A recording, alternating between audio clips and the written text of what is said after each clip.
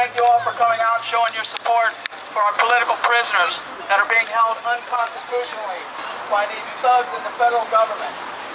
A man was murdered as well, Mr. Finicum, at the hands of the FBI, the Oregon State Police, and others, contractors out of Idaho Falls, Blackstone, I believe.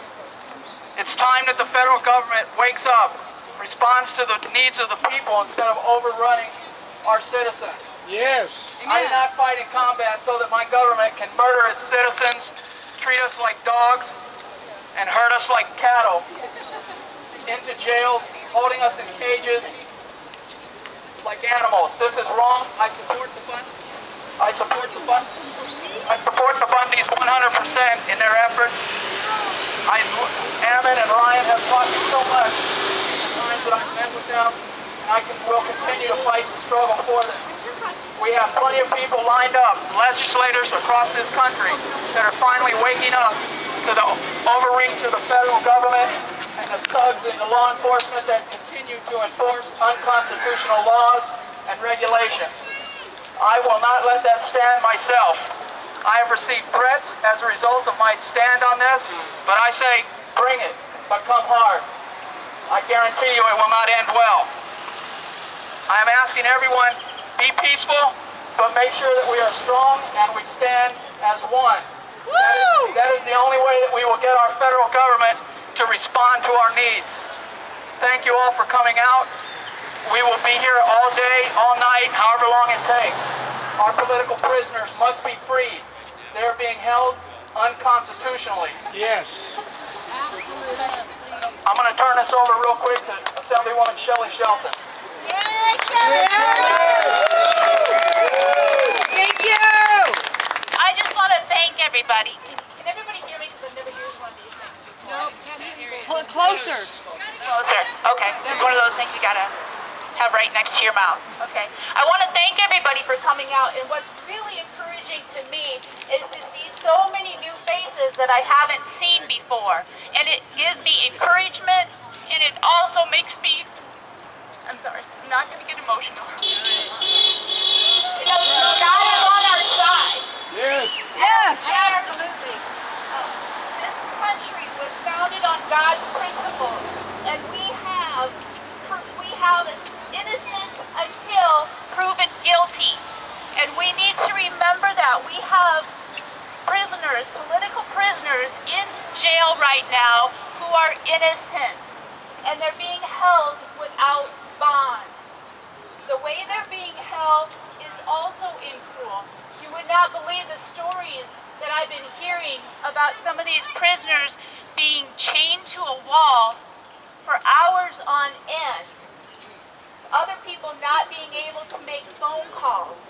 You have rapists and murderers that are being treated better than our political prisoners. Wow.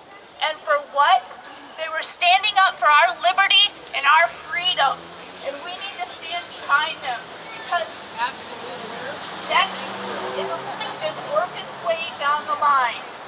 What they were trying to do and what they saw was bit by bit, your freedoms are being taken away. And if we don't wake up, it's going to be too late.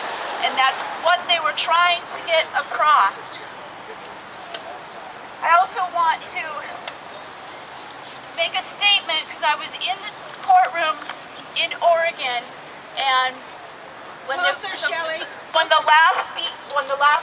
men and women were not allowed bail, and they were told that they were going to have to stay in jail, one of the reasons was because they were a flight risk. I ask you, when have these people ran away from authorities? These people have tried and tried to talk with authorities. Ammon went several times to the airport to try to meet with the FBI agents. If they wanted to, they could have arrested him then. Why did they set up an ambush on a lonely road where there is no cell signal? It's something we need to think about as Americans. Yes. Amen. So they can murder somebody. Another thing I want you to compare.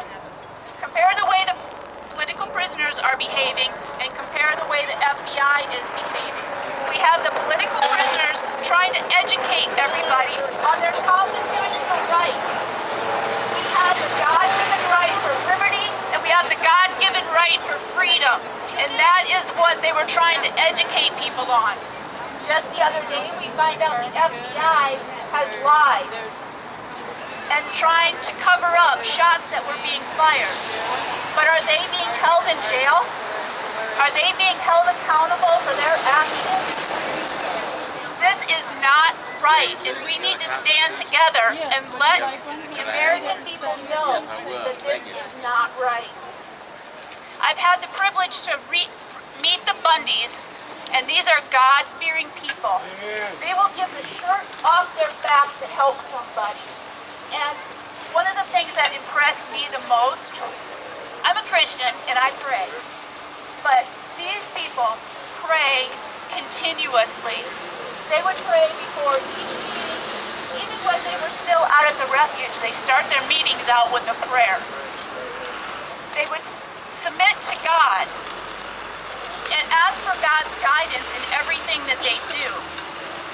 Also, I have to, on a side note, we have a funny story. We were on our way to a destination that we had never been before. We got lost. We called and said, hey, we're lost, we can't find. The person that we were trying to get to said, wait a second, let me say a prayer. She says a prayer. It wasn't, but 2 seconds later, it dawned on us what we had done wrong, and we were able to turn around and head back the proper way.